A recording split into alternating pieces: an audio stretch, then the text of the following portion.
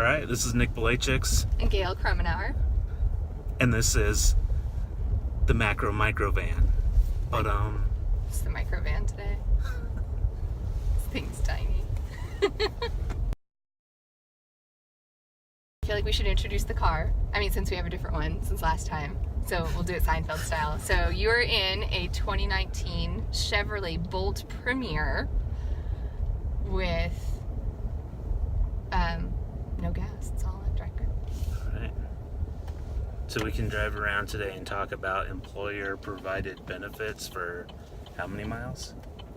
133, give or take. Depends on how I drive. Okay, well, let's do this. Okay. Tell us how you learned about employer-provided benefits in Oregon. First surveyed employers about the benefits that they provide to employees in 2005, and then we did it again in 2012, and then most recently again between June and August of 2018. So we surveyed more than 12,000 private employers from every industry, every size class, every area of the state, and we asked them what kind of health, retirement, pay, leave, fringe, and other benefits that they're offering to full-time and to part-time employees. And then we spent a bunch of time crunching those numbers around, and we wrote a report. Employer surveying is the coolest thing. I think it's the coolest thing that we do, because not only do you find out some really interesting things that we can't find out anywhere else, the only other comparable stats to this kind of stuff are put out by the Bureau of Labor Statistics, and they're only national. So it's cool that we're finding out stuff that's specific to Oregon, particularly when we think that there may be some ways that Oregon's distinctively different from the U.S. And the other cool thing about it is that we give them room to provide some open-ended comments. And anytime that businesses have a chance to give open-ended comments, we get some of the coolest, most useful information. Well, tell us about the overall picture was. What was the overall findings from this survey? The overall findings from the survey are, they look pretty stable. If I want to think kind of high level about 2012 and then again in 2018, the majority of employers are offering something. So a leave, pay, fringe, it could just be take your dog to work day and nothing else. It could be medical insurance for employees and for their dependents. It could be some combination of multiple things. But employers are offering, so 3 out of 4 employers are offering something. And a majority of employers are offering health benefits. So that's about 6 out of 10.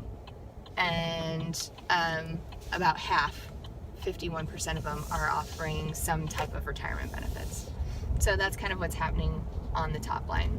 And that's pretty consistent. That's a little bit of an uptick in retirement benefits, the share of employers offering that over the past 6 years, but health is stable, and the overall offering anything is pretty stable.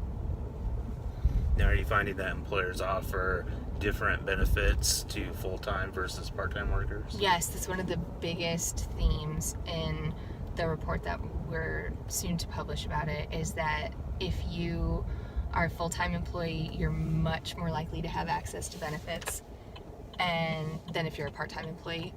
And if you work at a larger employer, so an employer with at least 50 payroll employees, you're much more likely to have access to benefits than if you work for an employer that has only between 2 and 9 employees. Well, tell us about some of the other benefits that employers are offering besides the traditional health or retirement benefits. Okay, so the number one most common thing that is offered to full-time employees is employee medical coverage. So that's 57% of private employers are offering that.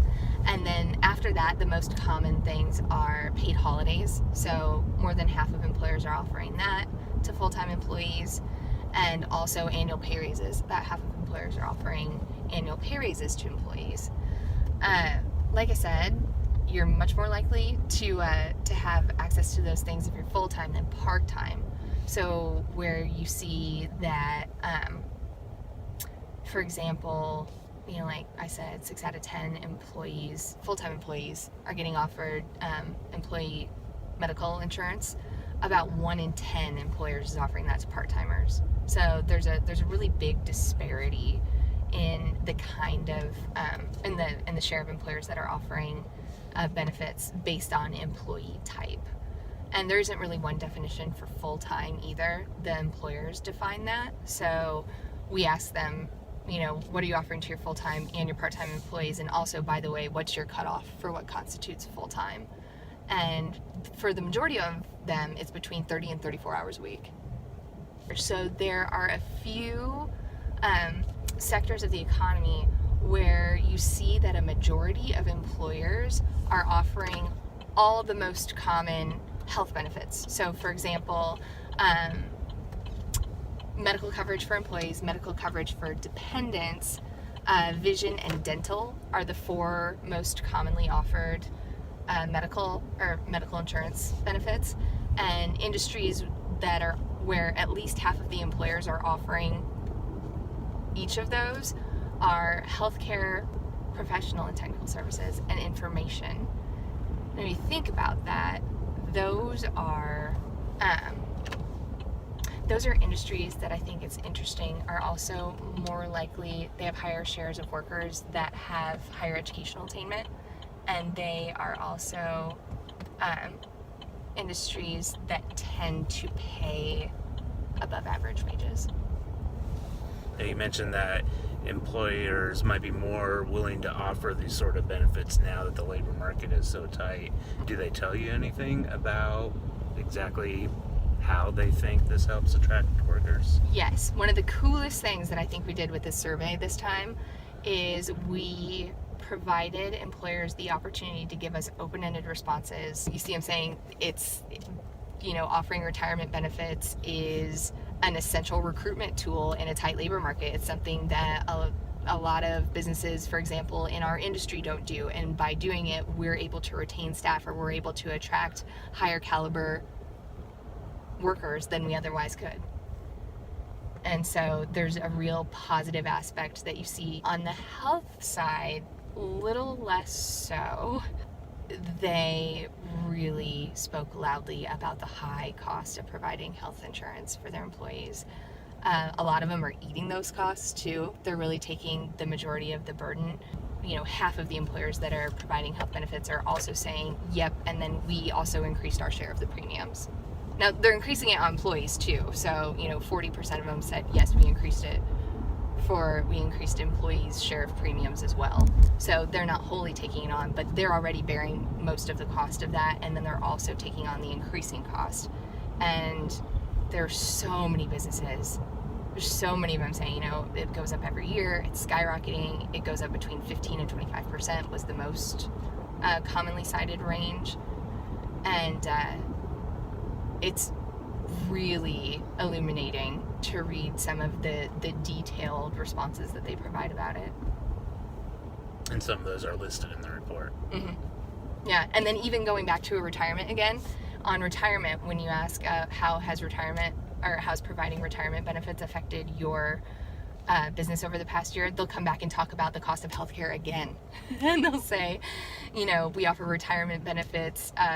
It's been a nice offset to the fact that health benefits are so expensive. It's something nice that we can do. They'll say, we would offer retirement benefits if healthcare didn't cost so much. How do you think people can use the information in this report to help them in their businesses or in their policy decisions? I think about it from a few different perspectives. So if I'm an employer and I'm hiring and I, want to make my offers look more attractive, I can take a look at what's happening in my region. We broke the survey results out by 7 different areas of the state. And so you can take a look at what's happening in your region and say, it's pretty common that for a business with between 10 and 49 employees, this is offered or this isn't, or hey, most people don't offer this. If I can, that's something that I might be able to compete on aside from just wages. And so that's something that could be useful for employers to see kind of what are the going expectations either in your industry or in your area for jobs. businesses in Portland and in the Willamette Valley are far more likely to be offering benefits than ones in the coast or in the Columbia Gorge. So there are some differences based on geographical placement as well, and I think that's really useful information for employers to use. If I am a job seeker and I'm looking for a job, and I'm particularly interested in finding a job where I am more likely to have access to medical benefits for myself, medical benefits for my dependents, vision, dental insurance, then I might think a little bit more about keying in on industries of interest to me where those tend to be more readily available. So if you're a part-time employee, that's a place like private education services or professional technical services. Okay, is there anything else our viewers should know? There's a full report on quality info with a bunch of interactive graphs. We'll put a link to that in the description. Yes. And they can contact you directly. Yes. Or leave questions in the comments below. Yes.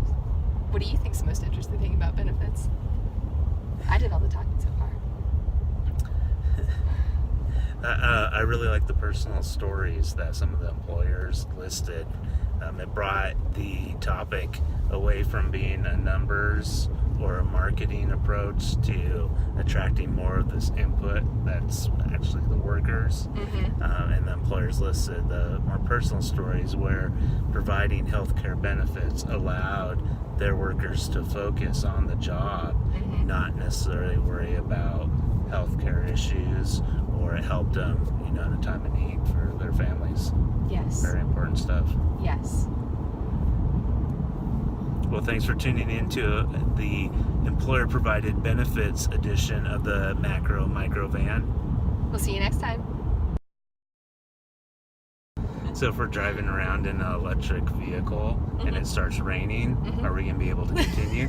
Yes, I'm pretty sure it'll be okay. The rubber tires will prevent electrocution. Yeah. Guess that was kind of a stupid question.